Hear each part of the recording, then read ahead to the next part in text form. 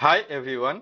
The Task Manager in Windows is a system tool used to monitor and manage running applications, processes, and system performance. Open Task Manager by right-clicking the taskbar and selecting Task Manager. And we have keyboard shortcut as well. Press Ctrl Shift and Escape button and you will get the Task Manager.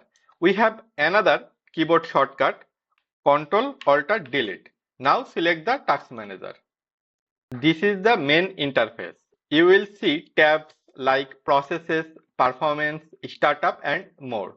Let's break this down. Under Processes, you can see running apps and their CPU, memory and disk uses. To stop an unresponsive app, right-click it and select In Task.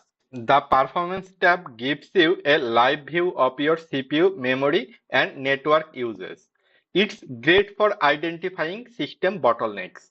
App History tab tracks resource uses of your apps over time, like CPU time and network activities. The Startup tab lists programs that run during startup. You can disable unnecessary ones to speed up boot times.